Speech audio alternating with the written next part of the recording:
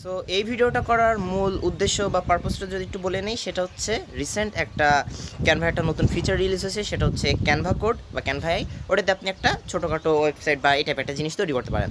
এখন এই নিয়ে আমি মূলত একটা ভিডিও তৈরি করছি এবং ভিডিওর লাস্টে 3 থেকে 2 মিনিটের মতো আমি খালি এইটা নিয়েই বকবক করছি যে এটা দিয়ে কিন্তু একটা লার্জ পরিমাণ অ্যাপ্লিকেশন বানানো পসিবল না। একটা লার্জ অ্যাপ্লিকেশন যেমন দারাজ বা অ্যামাজন টাইপের একটা জিনিস বানানো অ্যাবসলিউটলি পসিবল না।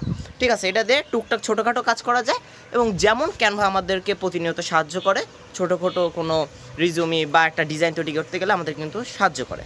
ঠিক আছে, সেমভাবে এই ক্যানভা কোডটাও তারা এইভাবেই রিলিজ করছে যে যারা কোড জানে না বা যারাই জানে না তাদের জন্য জিনিসটা যাতে উপকার আসে।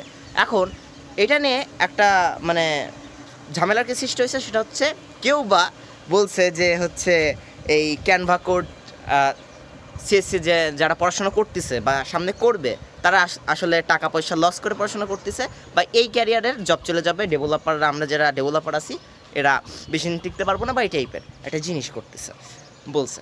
তো এখন আমি বলবো যে হচ্ছে এই সিএসসিতে যারা পড়াশোনা করছেন বা যারা ভবিষ্যতে করবেন, এখন তারা কি এই 4 বছর ধরে HTML CSS শিখেন বা এই নামটা মুখস্থ করেন? আমার এটা বলেন আগে। দেন আরেকটা কথা হচ্ছে, কারা এটা ভয় পাচ্ছে বা কারা ভয়টা ছড়াচ্ছে? যারা HTML CSS শেখার পরেই বসে আছে যে না আমি তো আর পারতেছি না, অন্যরা যাতে না পারে ওইটার ভয় দেখাই যাতে অন্যরা আগাতে না পারে। আর যারা একটা মাইন্ডসেট বা একটা গোল তৈরি করছেন যে না আমার লক্ষ্য একটা সফটওয়্যার ইঞ্জিনিয়ার হওয়া, আমি এর আগে কী কী জানা লাগবে, আমাকে advance data management, data structure, algorithm, আরও কী কী ল্যাঙ্গুয়েজ জানা লাগবে, এগুলো শিখে প্রবলেম সলভিং করে বা আমি অনেক ভালো একজন সফটওয়্যার ইঞ্জিনিয়ার হব বা একজন ভালো একজন মিড লেভেল ডেভেলপার হব, দেন আমি জব টপ করে হয়তো সিনিয়র পোস্টে যাব। তাদের ক্ষেত্রে তারা কিন্তু HTML CSS শিখে বসে নেয়। তারা নিজেদের স্কিল তত গ্রো করতেছে যত পর্যন্ত AI না যেতে পারে। ঠিক আছে, তো ওই লেভেলে যারা থিঙ্কিং করতেছে তাদেরকে AI রিপ্লেস করতে পারবেন না। ঠিক আছে, ওই বললে আর হয়ে গেল, দুনিয়াটা এত সহজ না। ঠিক আছে, আর যারা এইসব কথা ছড়াচ্ছে তারা ওই HTML CSS জানা পাবলিক এবং তারা ওই পর্যন্ত আটকে আছে, তারা মনে হয় না বেশি দূর আগাতে পারবে এবং এই কথাগুলো ছড়াচ্ছে। তো এখন যারা এইগুলো নিয়ে ভয় পাচ্ছে মূলত যে আমি কি এই ক্যারিয়ারে আসবো কি না আসবো, আপনাকে সবসময় একটা মাথায় রাখতে হবে AI মূলত সব ফিল্ডেই চলে গেছে। এখন এর মানে এই না যে আপনি নিজেকে দুর্বল করে রাখবেন যাতে কোনো AI এসে আপনাকে রিপ্লেস করে দেয়। এখন আমি যদি ভিডিও এডিটরদের কথা বলি, ডেলি, তারপরে এই মিডজার্নির মতো অনেক AI আছে যেগুলো কিন্তু ভিডিও এডিটরদের সাহায্য করতেছে এবং সোরা নামে একটা AI আছে যেটা ভিডিও এডিটরদের একসময় বলা যেত যে একটা নতুন ভিডিও ক্রিয়েট করে ফেলতেছে, ভিডিও এডিটরদের তো জব চলে যাবে। এখন তারা একটা মানুষ টাকা খরচ করে কেন ভিডিও এডিটর নিচ্ছে? কারণ সে AI থেকে ভালো আউটপুট পাচ্ছে ভিডিও এডিটরদের থেকে। ঠিক আছে, একটা মানুষ টাকা খরচ করে কেন দারাজ বা এই টাইপের একটা অ্যাপ্লিকেশন ডেভেলপারকে দিয়ে বানাচ্ছে? কারণ সে AI থেকে বেশি আউটপুট দেবে। তাছাড়া কি পকেটের টাকা এতই মানে কম দামি হয়ে গেছে যে আমি মানুষকে দিব?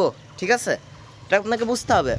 সো যাতে সে AI থেকে ভালো একটা জিনিস আউটপুট দেয়। সেমভাবে ডিজাইনার, ক্যানভা দিয়েও তো ডিজাইন করা যায়। তো মানুষ ক্যানভা দিয়ে একটা থাম্বনেইল আমি ডিজাইন করতে পারতেছি, আমি তো ক্যানভা দিয়ে করতে পারতেছি। আমি কেন একটা বড় ইউটিউবার সে কেন ডিজাইনারকে দেখ থাম্বনেইল ডিজাইন করতেছে? কারণ সে একটা ভালো মানে ইমপ্রেশন আসবে, যেমন একটা ভালো থাম্বনেইলটাকে দিতে পারতেছে। এই জন্যই তো ক্যানভা দিয়ে মানুষকে না করে একটা ডিজাইনারকে দিয়ে করাচ্ছে। সেমভাবে আপনি টাকা পয়সা খরচ করাবেন যাকে দেশে ততটাই স্কিল জানবে, সে ততটাই ভালো হবে, সে ততটাই জিনিসগুলোকে বুঝবে। সো এই সিম্পল HTML জানা পাবলিশের না। ঠিক আছে, তো এগুলো যে যারা করতেছে বা যারা ভয় পাচ্ছে তাদেরকে আমি একটা জিনিসই বলবো যে নিজের স্কিল এভাবে তৈরি করেন যাতে AIকে আপনি একটা মুক্কা দিতে পারেন এবং যাতে আপনাকে না রিপ্লেস করতে পারে। ঠিক আছে, এসব নিয়ে ভয় পাওয়ার কোনো কারণ নাই এবং এগুলো জিনিস মূলত মানে আজাইরা, এগুলোর কোনো মিনসই নাই। কারণ ক্যানভা কোড অতটাও শক্তিশালী না। আমি যতটুকু অ্যাপ্লাই করে দেখছি ক্যানভা কোড অতটাও শক্তিশালী না যে একটা দারাজ বা অ্যামাজন টাইপের একটা অ্যাপ্লিকেশন তৈরি করে ফেলতে পারবে। সো এটা মূলত একটা মানে ফাজলামো বা এই টাইপেরই। সো এই ভিডিওটা করার মূলত এটাই পারপোজ। তো সবাই ভালো থাকবেন, সুস্থ থাকবেন, টেক কেয়ার, আল্লাহ হাফেজ।